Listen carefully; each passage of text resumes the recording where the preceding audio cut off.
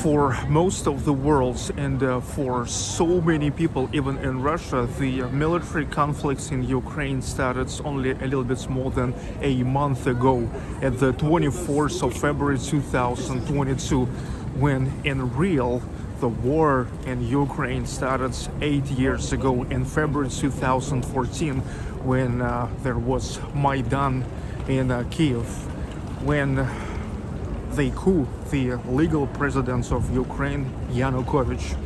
In response of that, the people of Donbas region of Ukraine, they said that they are not agree with this and claimed for independence.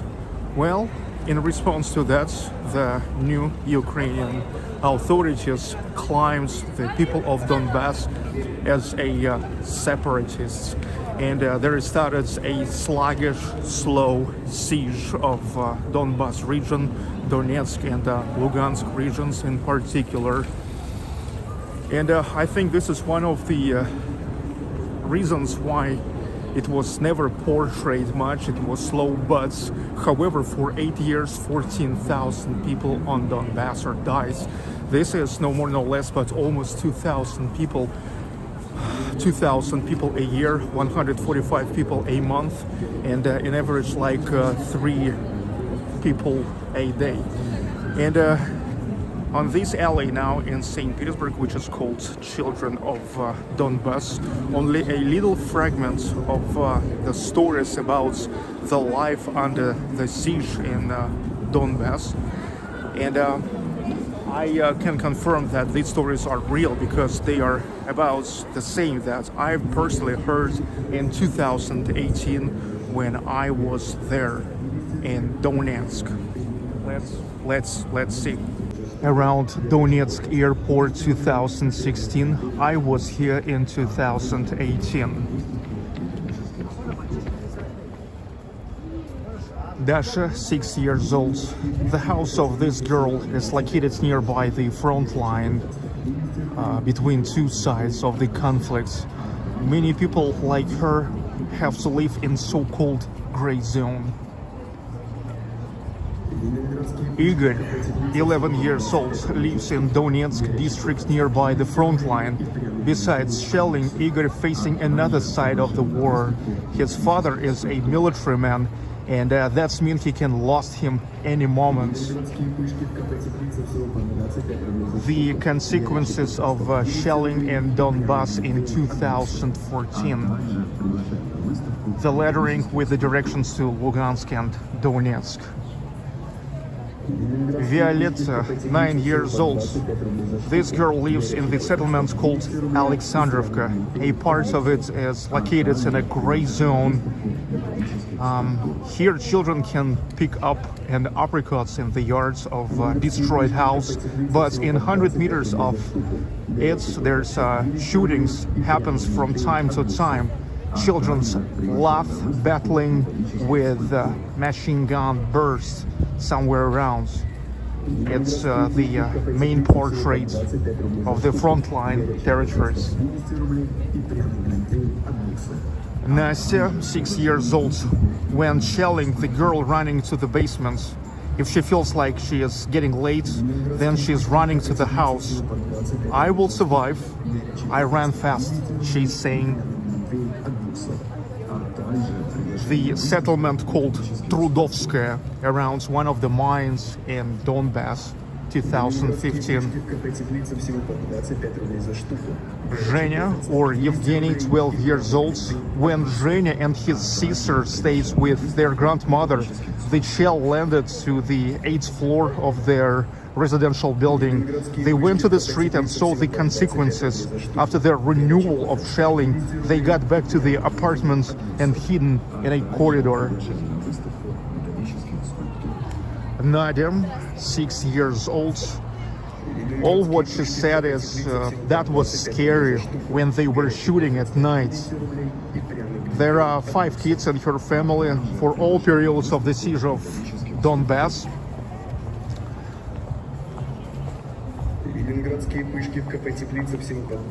Died more than 100 children, even more were injured.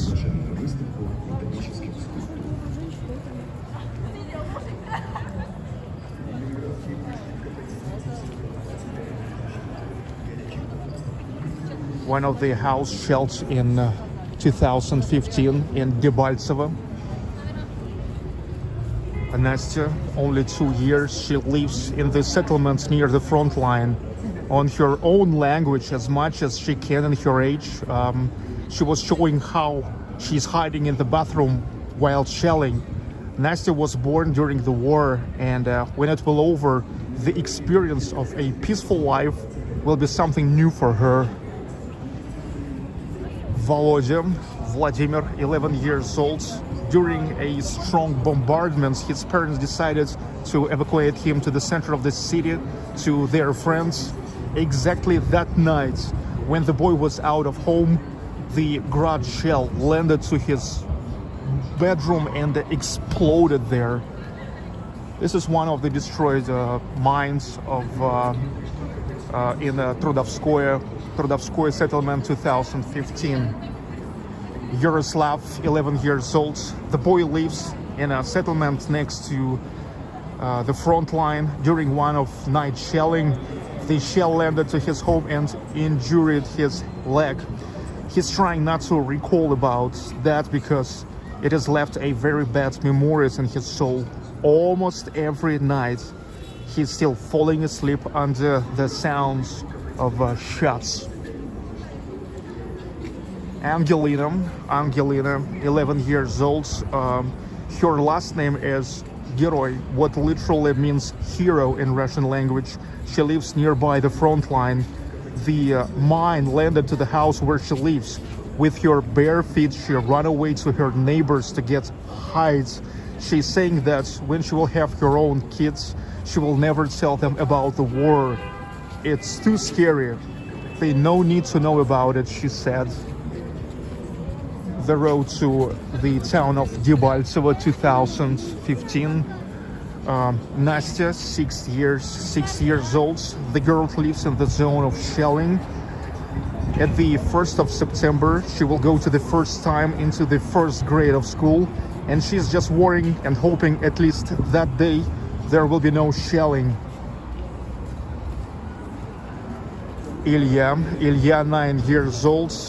Ilya knows who shelled the garage next to his house. He recalled forever where from the mines came through.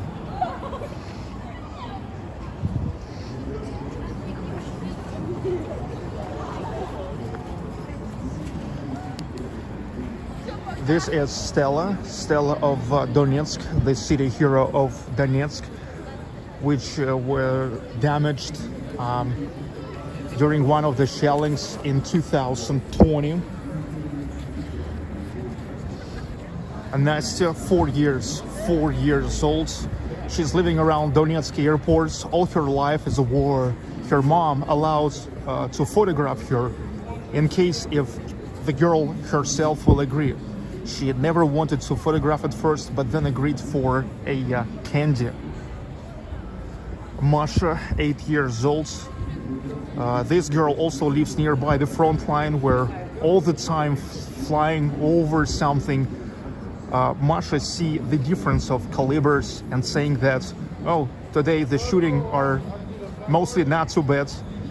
In 2015, it was a nightmare.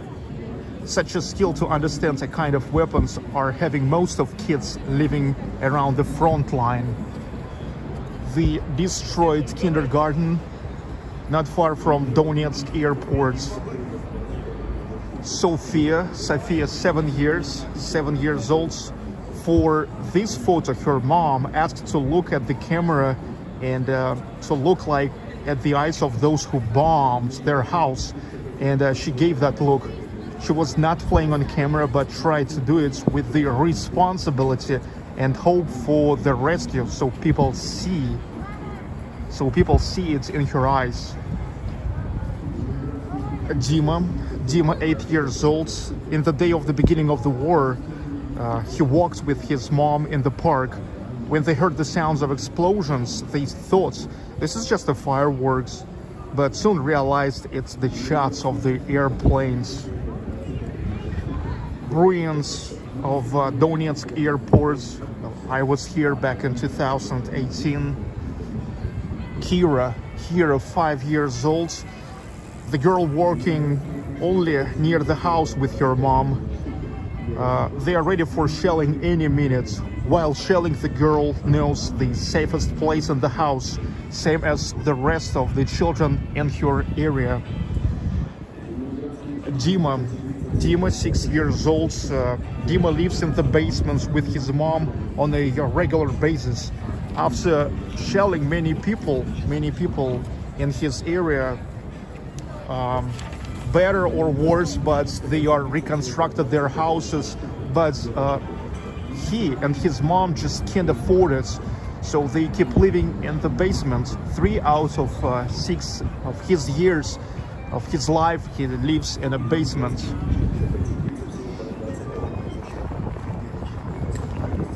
This is Iversky Monastery, which is staying right next to Donetsk airport. If you watched my videos from 2018, you saw both in the Iversky Monastery and the airports. Arina, 11 years old. During the war, she had never left her town. Instead of windows, there are pieces of plywood in her windows. On the walls, a lot of holes made by shell fragments after one of shells was exploded on 4 meters next to her house. Veronica, 9 years old. Veronica is living in Zaitsevo settlements next to the front line.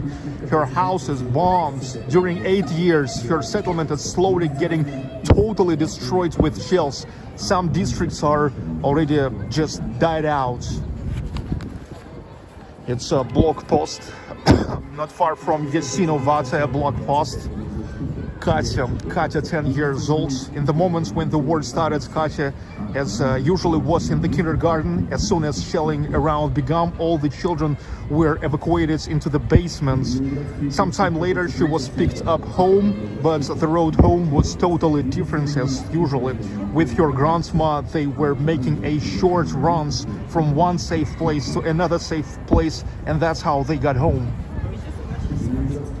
Liza, all the time during the war, the girl lives in one of the most shelled districts of Donetsk. The war started yet before she was even born. All of her life so far, she's living in a context of military actions. That's the shelling of Avto station in Donetsk 2015. Masha, she lives in a shelled district of Donetsk. Many kids are saying that for the time of war they became more friendly, but most friends with their parents are already flee forever from Donetsk, and sometimes you can see only one kid playing in the yards, like playing alone. Vlad, 11 years old. Vlad, unlike most kids, remember a little bit of peacetime. He remember how it was possible to walk everywhere, including the area around the lake where it's now a lot of unexploded mines. Vlad said that after explosions next to his house, there's already nothing he's scared of.